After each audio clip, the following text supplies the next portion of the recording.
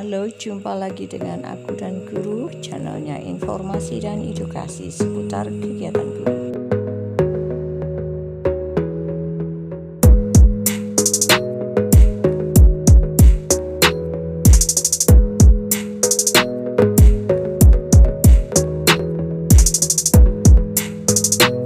Ini aku dan Guru datang mempersembahkan sebuah kegiatan yang diikuti oleh sekolah SMA se-Kalimantan Selatan, yaitu BIMTEK, Administrasi Manajemen Kepegawaian di lingkungan Dinas Pendidikan dan Kebudayaan Provinsi Kalimantan Selatan.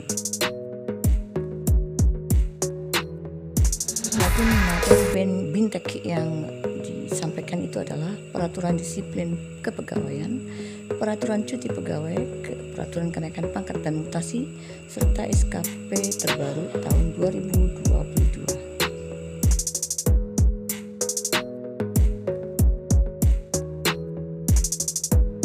Peraturan yang memuat disiplin pegawai tersebut termuat dalam Peraturan Pemerintah Republik Indonesia Nomor 94 Tahun 2021. Regulasi ini memuat tentang larangan dan kewajiban serta hukuman disiplin bagi pegawai negeri sipil yang telah melanggar atau tidak mentaati aturan perundang-undangan tersebut. Pada pasal 2 sampai dengan pasal 5 diatur tentang disiplin pegawai. Apabila seorang pegawai negeri tidak mentaati aturan tersebut, maka akan mendapatkan hukuman disiplin mulai dari hukuman ringan, sedang sampai dengan hukuman berat. Jenis hukuman disiplin ringan itu berupa teguran lisan, teguran tertulis, atau pernyataan tidak puas secara tertulis.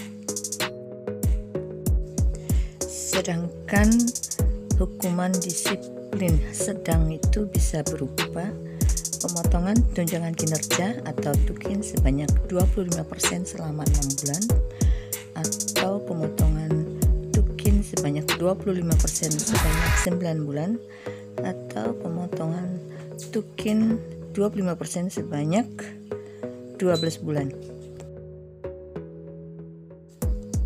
Adapun hukuman disiplin berat itu diantaranya adalah 1. Penurunan jabatan setingkat lebih rendah selama 12 bulan, atau pembebasan dari jabatan pelaksana selama 12 bulan, atau pemberhentian dengan hormat tidak atas permintaan sendiri sebagai PNS. Hukuman disiplin ringan akan diberikan kepada PNS jika selama 3 hari berturut-turut tidak turun tanpa kabar dan tanpa alasan yang jelas, dan ini diberikan dengan teguran lisan. Hukuman disiplin ringan juga bisa dilakukan pada PNS yang selama 4-6 hari berturut-turut tidak turun kerja dan tidak memberikan kabar dan alasan yang jelas, dan ini akan mendapatkan teguran secara tertulis. Pernyataan tidak puas akan disampaikan kepada seorang pegawai negeri sipil yang telah melanggar aturan tidak turun selama 7-10 hari tanpa kabar dan tanpa alasan yang jelas. Sedangkan hukuman disiplin sedang akan diberlakukan kepada PNS apabila tidak melaksanakan tugas tidak turun selama 11-13 hari, dan ini akan dikenakan potongan tukin sebanyak 25% selama 6 bulan. Adapun bagi jika PNS tidak melaksanakan tugas selama 14 sampai dengan 16 hari, dia akan mendapatkan hukuman disiplin sedang dengan potongan tukin 25% selama 9 bulan. Kemudian bagi PNS yang tidak melaksanakan tugas selama 17 sampai dengan 20 hari akan mendapatkan hukuman disiplin sedang dengan pemotongan tukin 25% selama 12 bulan.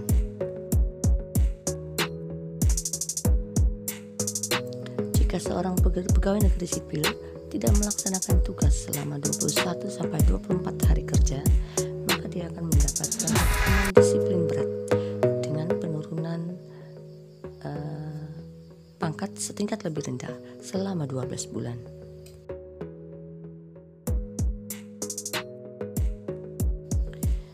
Dan jika seorang pegawai negeri sipil tidak melaksanakan tugas selama 25 hari sampai dengan 27 hari, maka dia akan mendapatkan hukuman disiplin berat dengan pembebasan jabatan menjadi pejabat pelaksana selama 12 bulan.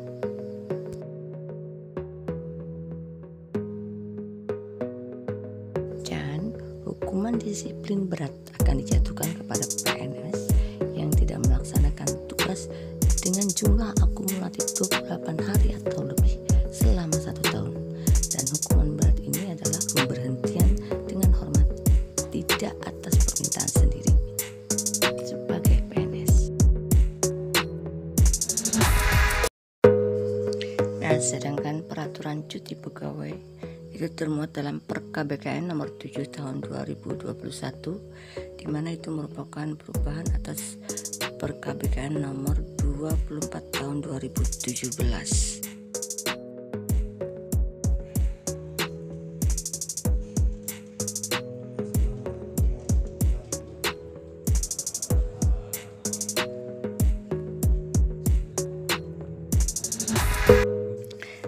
Dalam Perka BKN nomor 24 tahun 2017 itu mengatur tentang cara pemberian cuti pegawai negeri sipil,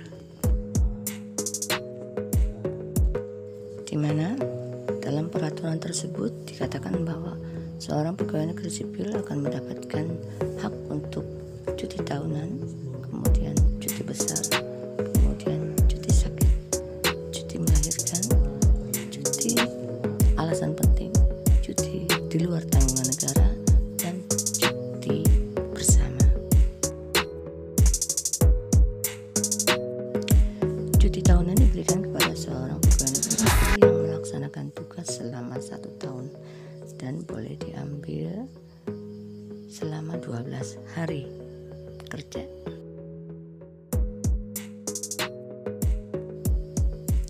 Jika cuti tahunannya tidak diambil, maka akan digandakan tahun berikutnya. Misalnya dia akan mengambil cuti tahunan selama 2 tahun, pada masa kerja 2 tahun, maka dia akan mendapatkan cuti tahunan sebanyak 18 hari. Tetapi apabila dia selama 3 tahun belum mengambil cuti, kemudian pada masa kerja 3 tahun dia mengambil cuti, maka cuti tahunnya digandakan menjadi 24 hari kerja.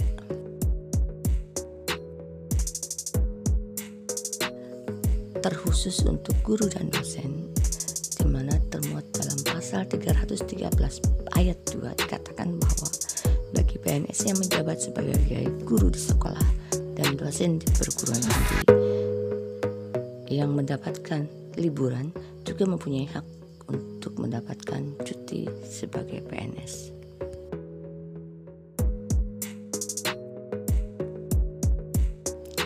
Cuti besar, apakah itu cuti besar? Cuti besar adalah hak PNS jika selama masa kerja 5 tahun dia tidak pernah mengambil haknya sebagai PNS, baik itu cuti tahunan 1 tahun, 2 tahun, atau sampai 5 tahun, maka dia mempunyai hak untuk mendapatkan cuti besar selama 3 bulan. PNS juga mendapatkan hak cuti sakit. Hak cuti sakit itu bisa diberikan kepada PNS dalam masa 1 tahun dari 1 hari sampai 14 hari. Akan diperpanjang menjadi 6 bulan apabila berdasarkan catatan medis dokter pemerintah dan bisa dilaksanakan sesuai dengan catatan medis tersebut. Dan bisa juga diperpanjang sampai dengan 3 kali 6 bulan atau 1,5 tahun. Setelah 1,5 tahun, apabila terus-menerus mendapatkan sakit dengan catatan dokter sulit untuk disembuhkan, maka diusulkan untuk melaksanakan usul pensiun dini. Khusus untuk wanita dapat hak untuk cuti melahirkan, di mana cuti melahirkan itu sebanyak 3 bulan. Boleh dilakukan 1 bulan sebelum melahirkan dan 2 bulan setelah melahirkan, atau langsung diambil 3 bulan setelah melahirkan. Hak cuti alasan penting akan didapatkan oleh seorang pegawai negeri sipil apabila anak, menantu, orang tua, adik, kakak sedang sakit atau sedang mendapatkan musibah atau sedang melakukan hajatan. Jadi khusus untuk PNS, maka hak cuti alasan penting ini berlaku untuk orang tua, mertua, anak, adik, kakak, suami, atau istri. Cuti di luar tanggungan negara diberikan kepada PNS apabila, seperti contoh, seorang PNS wanita mengikuti suaminya menjadi duta besar, maka dia boleh mengambil cuti dengan cuti di luar tanggungan negara. Atau seorang pegawai negeri sipil mengikuti suami yang sedang melaksanakan tugas belajar, dia juga boleh mengambil hak cuti di luar tanggungan negara. Setelah semuanya selesai, dia kembali ke tempat, maka dia boleh melaksanakan tugasnya seperti sedia kala. Namun selama dia melaksanakan atau mengambil cuti di luar tanggungan negara, semua hak-haknya tidak diberikan kecuali gaji pokok. Dan kemudian apabila di tempat kerjanya yang dulu itu sudah terisi oleh orang lain, maka akan dipindahkan ke tempat tugas yang lain. Berikutnya adalah cuti bersama. Cuti bersama diberikan kepada PNS ada peraturan dari pemerintah yang menyatakan adanya cuti bersama, dan semua PNS punya hak untuk mendapatkan tersebut.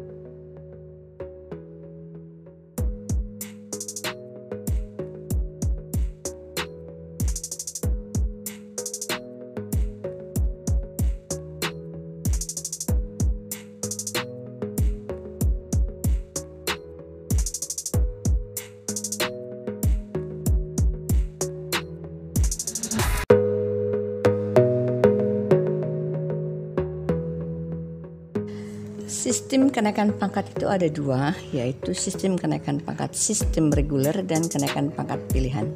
Nah, apa itu yang dimaksud dengan sistem kenaikan pangkat secara reguler? Yaitu kenaikan pangkat yang merupakan penghargaan yang diberikan kepada pegawai negeri sipil yang telah memenuhi syarat yang ditentukan tanpa terikat pada jabatan. Kemudian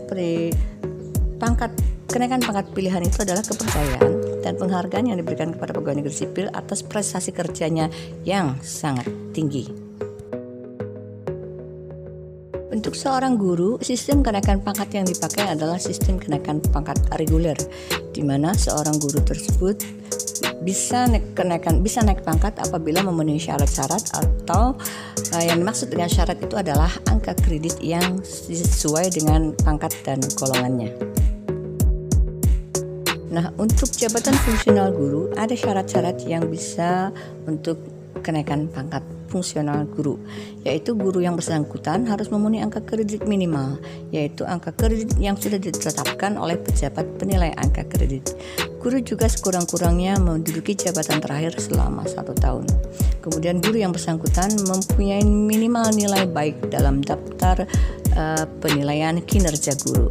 Kemudian guru juga mempunyai nilai DP3 atau nilai SKP atau nilai kinerja pada jangka 1 tahun terakhir. Syarat untuk bisa dinilai angka kreditnya adalah pertama memenuhi angka kredit minimal, kemudian minimal sudah 2 tahun di jabatan terakhir, dan yang ketiga mempunyai nilai kinerja 2 tahun terakhir dengan nilai yang baik. Sebelum membahas tentang kenaikan pangkat guru, sebelumnya kita harus mengenal dulu jenjang jabatan yang ada pada guru, yaitu guru pertama itu diantara penata muda dan penata muda tingkat 1, golongan 3A dan 3B. Jenjang jabatan guru muda itu terdiri dari penata, dan penata tingkat 1 itu untuk golongan 3C dan 3D. Kemudian guru madya itu adalah guru pembina, dan pembina tingkat 1 golongan 4A dan 4B. Kemudian ada yang namanya juga pembina utama madya atau sampai golongan 4C. Kemudian ada guru utama, yaitu guru utama madya dan pembina utama itu 4D dan 4E.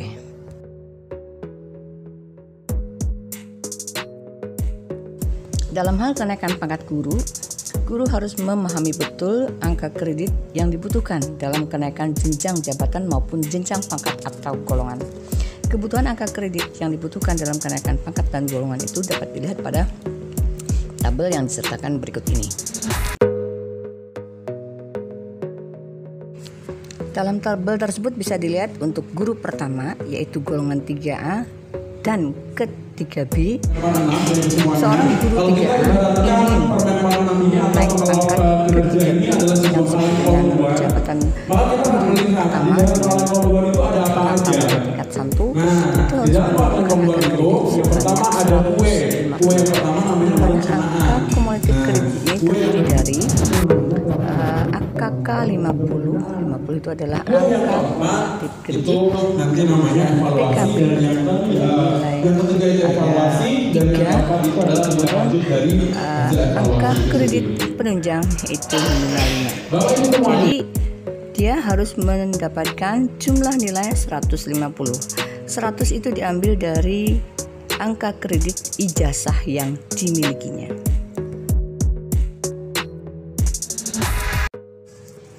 Seorang guru pertama penata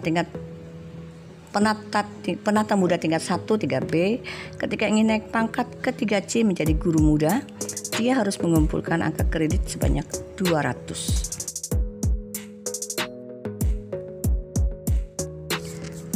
Angka kredit 200 ini bisa didapatkannya dengan angka kredit kumulatif dari PK guru, kemudian angka kredit profesi berkelanjutan yang terdiri dari 3 untuk pengembangan diri, 4 untuk karya ilmiah atau karya inovasi, dan 5 untuk angka kredit penunjang.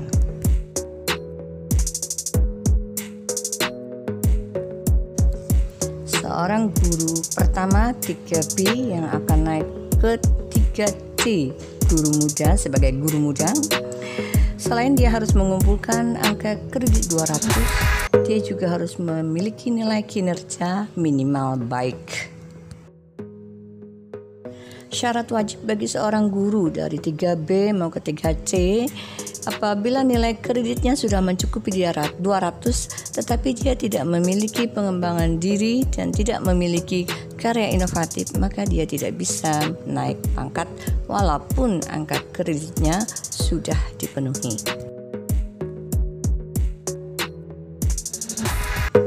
Demikian juga ketika seorang guru muda 3C mau naik ke penata tingkat 1 3D, dia juga harus mengumpulkan angka kredit 300.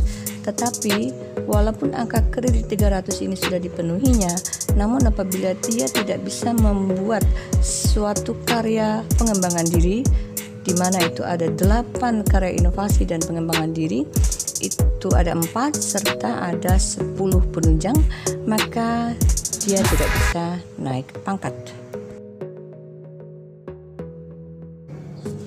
Kemudian seorang guru muda penata tingkat 1 3D ketika dia nanti ingin naik pangkat menjadi guru madya 4A, maka dia harus mengumpulkan angka kredit sebanyak 400, di mana angka kredit 400 ini bisa didapatkannya dari 150 ditambah dengan 4 pengembangan diri dan ada 12 karya inovasi atau penelitian yang harus dia kumpulkan serta 15 angka kredit penunjang.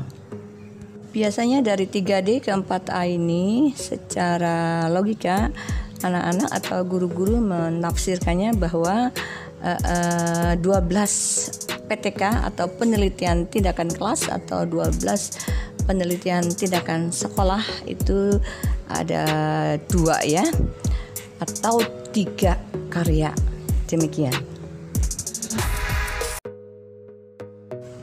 Kemudian dari 4B ke 4A ke 4B itu diperlukan angka kredit sebanyak 550. Kemudian ada 12 karya tulis juga atau sebanyak 3 buah karya tulis yang harus dibikin, 4 pengembangan diri dan angka penunjangnya ada 15. Juga untuk kenaikan pangkat dari 4B ke 4C itu diperlukan 700 angka kredit. 150 itu adalah dari angka kredit kumulatif kemudian 5 dari pengembangan diri, dan 14 dari AKPKB atau 3 karya PTK atau PTS atau karya makalah biasa. Kemudian ada 15 angka penunjang. Tapi syarat wajib yang harus dipenuhinya adalah harus dijurnalkan. Jadi ada satu dari penelitian atau karya inovatif tersebut yang harus masuk dalam jurnal nasional atau jurnal provinsi.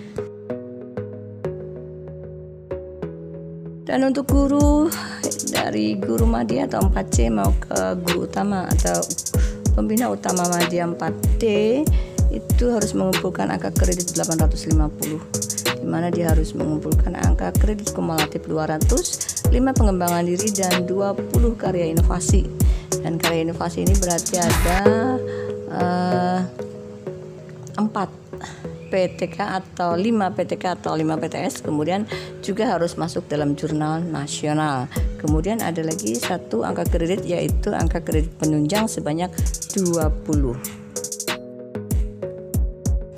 Terkait dengan mutasi atau perpindahan PNS, menurut BKN itu diatur pada pasal 197 Peraturan Pemerintah Nomor 11 Tahun 2017, yaitu tentang manajemen pegawai negeri sipil. Kepala BKN Bima Haryawi Bisana telah menandatangani Perka BKN Nomor 5 Tahun 2019 tentang tata cara pelaksanaan mutasi. Nah, dalam peraturan tersebut, instansi pemerintah menyusun perencanaan mutasi pegawai negeri sipil di lingkungan dengan memperhatikan A1 kompetensi, B pola karier, 3 adalah pemetaan pegawai, kemudian kelompok rencana suksesi atau talent pool, dan perpindahan dan pengembangan karir serta penilaian prestasi kerja atau kinerja atau perilaku kinerja pegawai, juga kebutuhan organisasi dan sifat pekerjaan teknis atau kebijakan tergantung pada klasifikasi jabatan.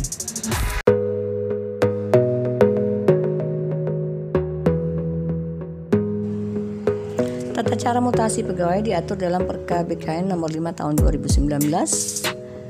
Di situ Peraturan Badan Kepegawaian Negara Republik Indonesia Nomor 5 Tahun 2019 tentang tata cara pelaksanaan mutasi dan menimbang dan mengingat dan seterusnya, kemudian memutuskan dan seterusnya, di mana pada peraturan tersebut terdiri dari beberapa bab dan beberapa pasal.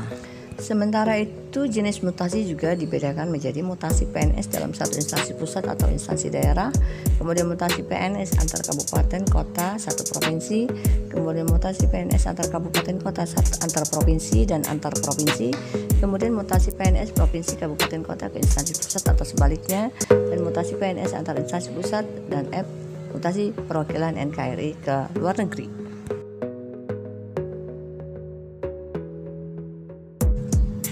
Pada pasal 2 ayat 3 Perka BKN disebutkan mutasi dilakukan paling singkat 2 tahun dan paling lama 5 tahun. Maksudnya masa kerja 2 tahun sudah boleh mengusulkan mutasi atau paling lama 5 tahun.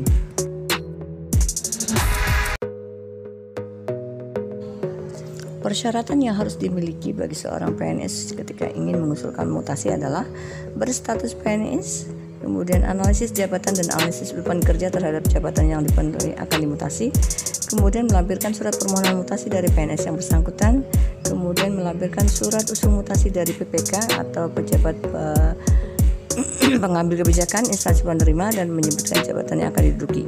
Surat persetujuan mutasi dari BPK instansi asal dengan menyebutkan jabatan yang akan diduduki, kemudian surat pernyataan dari instansi asal bahwa PNS yang bersangkutan tidak dalam atau tidak sedang dalam proses menjalani hukuman disiplin atau proses peradilan yang dibuat oleh PPK atau pejabat lain yang menangani kepegawaian paling rendah diduduki oleh CPT pertama.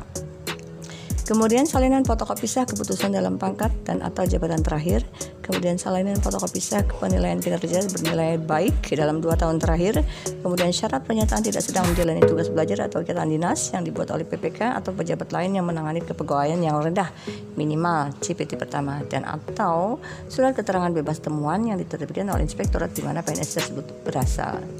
Kemudian analisis jabatan dan analisis beban kerja terhadap jabatan PNS yang akan dimutasi sebagaimana tersebut merupakan dibuat menurut contoh sebagaimana tercantum dalam lampiran 1.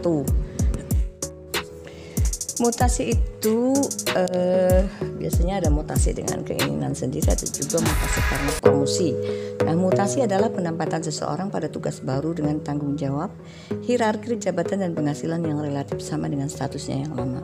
Kemudian promosi itu adalah jabatan, kepercayaan, dan pengakuan kemampuan serta kecakapan karyawan untuk menduduki suatu jabatan yang lebih tinggi. Nah, sekarang apa beda antara mutasi dan promosi? Kalau mutasi itu adalah perubahan posisi atau jabatan tempat pekerjaan yang dilakukan pada tingkat jabatan yang sama, tetapi kalau promosi itu adalah perpindahan orang ke jabatan yang lebih tinggi, sehingga status, kewajiban, hak, dan penghasilannya juga lebih besar daripada sebelumnya.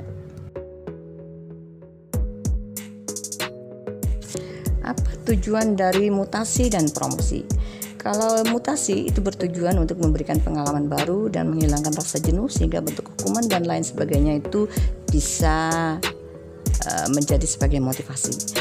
Kemudian kalau promosi itu bertujuan untuk mengapresiasi prestasi atau memberikan penghargaan kepada seseorang atas prestasi kerja yang pernah dilakukannya. Adapun SKP atau sasaran kinerja pegawai itu adalah rencana dan target kinerja yang dibuat oleh pegawai, kemudian harus dicapai dalam kurun waktu 1 tahun.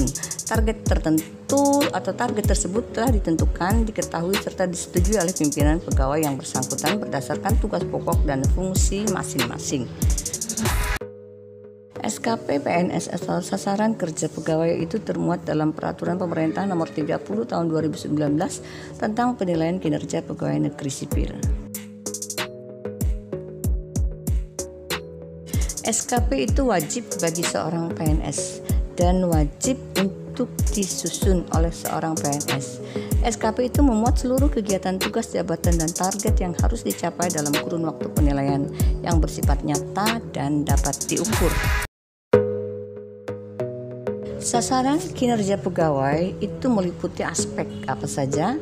Aspek yang diliputi atau dicangkum dalam SKP itu adalah perilaku, pelayanan, disiplin, kemudian komitmen, inisiatif kerja, dan kerjasama. Dalam hal usul kepangkatan, dalam hal usul mutasi, atau dalam hal usul berkala, atau dalam hal apapun, SKP semua diperlukan. Dan SKP ini merupakan gambaran kinerja seorang pegawai. Seorang pegawai bisa dikatakan berkinerja baik apabila perilaku, pelayanan, disiplin, kerjasama, dan inisiatif kerjanya serta komitmennya bernilai baik. Nah, bagaimana dengan guru? Guru juga membuat SKP, di mana guru itu SKP-nya dalam bentuk beban kerja guru yang harus dilakukan selama 1 tahun. Dan beban kerja ini harus dipenuhi oleh PNS guru atau guru yang mengemban tugas tambahan selain dalam tugas kewajibannya. Adapun tugas tambahan yang dimaksud dalam guru itu adalah misalnya sebagai kepala sekolah, sebagai kepala perpustakaan, kepala laboratorium atau bengkel, ketua pilihan program keahlian program studi, atau wali kelas, atau pembina OSIS, atau sebagai wakasek. Dalam hal SKP guru, digarisbawahi bahwa apabila seorang guru ingin naik pangkat dengan angka kredit, maka apa yang diusulkannya untuk kenaikan angka kredit harus sama dengan apa yang dilakukannya dalam sasaran kinerja pegawainya dalam 1 tahun. Ya, ketika seorang guru ingin melaksanakan penelitian tindakan kelas, maka dalam SKP dia harus mencantumkan melakukan pelatihan atau melakukan penelitian tindakan kelas. Tetapi jika dalam SKP tidak tercantum pembuatan rencana kerja untuk penelitian tindakan kelas, tiba-tiba muncul di usulan Dupak untuk penelitian tindakan kelas, maka itu tidak akan diterima.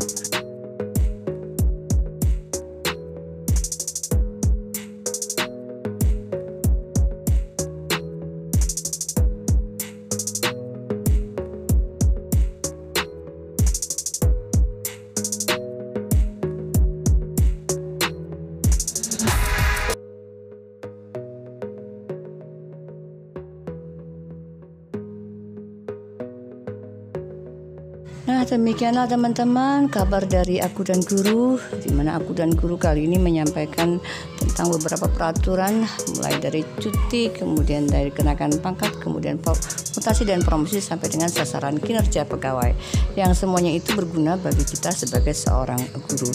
Terima kasih atas menontonnya dan jangan lupa like dan subscribe ya.